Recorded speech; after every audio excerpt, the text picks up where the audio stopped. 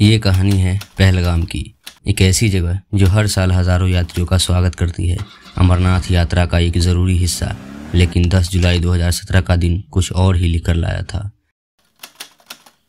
सुबह के 4 बजे सूरत से आया 56 यात्रियों का एक झुंड तैयार हो रहा था। कोई भजन गा रहा था, कोई सेल्फी ले रहा था। ड्राइवर सलीम शेख का चेहरा थोड़ा उतरा हुआ था। उसने बस के ऑपरेटर से कहा, सिक्योरिटी कॉन्वो के साथ रहो, अकेले चलना ठीक नहीं है।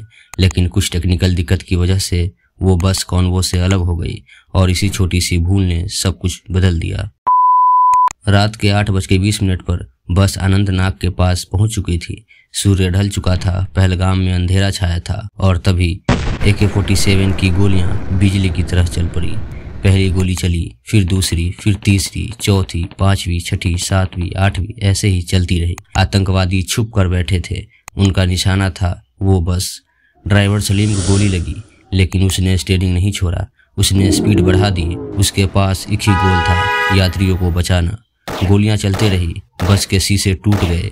एक यात्री की चीख सुनाई दी, बचाओ बचाओ। सलीम ने एक हाथ से स्टीयरिंग पकड़ा और दूसरे हाथ से क्लच दबाया। उसकी आंखों के सामने अंधेरा छाने लगा था, लेकिन वो नहीं रुका। उसने बस को 2.5 किलोमीटर दूर एक आर्मी कैंप तक ले जाकर रोका। तब तक 7 लोगों की जान जा चुकी थी। 19 लोग घायल थे। बस के अंदर खून ही खून था और एक अनजानी सन्नाटा। आतंकवादी भाग चुके थे। आर्मी ने तुरंत मौका संभाला।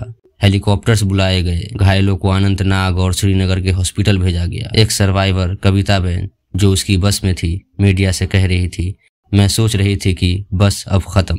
मेरे बच्चे गुजरात में इंतजार कर रहे थे।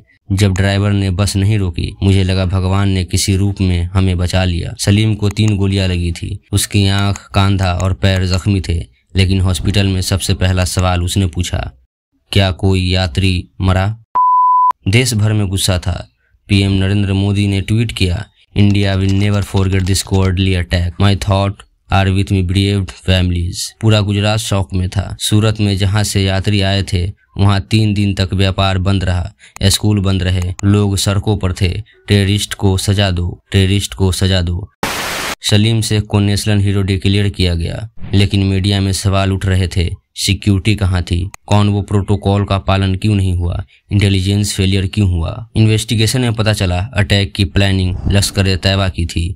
टारगेट अमरनाथ यात्रा थी। उन्हें पता था कि एक बस कॉन्वो से अलग है। उन्होंने मॉनिटरिंग की थी और अनंतनाग में सबसे कम सिक्योरिटी जोन में फायर खोला। कश्मीर के एक लोकल गाइड को भी अरेस्ट किया गया, जिसने रास्ता दिखाया था आतंकवादियों को। देश भर के टीवी चैनल्स ने इस पर 24 घंटे कवरेज की।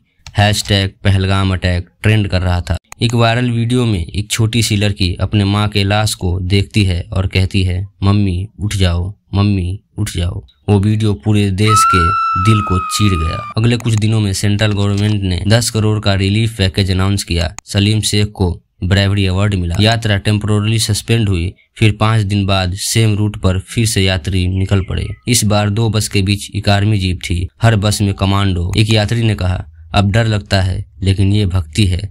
मर भी जाए तो भगवान के रास्ते में मरेंगे। कश्मीर की वादियां फिर से खामोश हो गई थी। बस GJ09Z9976 का नाम लोगों की जुबान पर था। लेकिन पहलगाम अटैक ने एक गहरा सवाल छोड़ दिया। क्या ये देश कभी आतंक से आजाद होगा?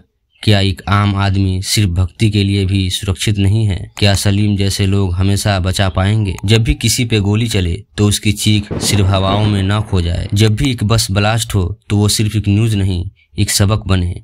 और जब भी एक सलीम शेख सामने आए तो हमें याद रहे असली हीरो का मतलब क्या होता है। ये कहानी सलीम शेख के नाम है, एक ड्राइवर, एक फरिश्ता, एक सोल्जर बिना यूनिफॉर्म के। ये कहानी हम सब के लिए है कि आजादी और अमन का क्या मूल्य होता है।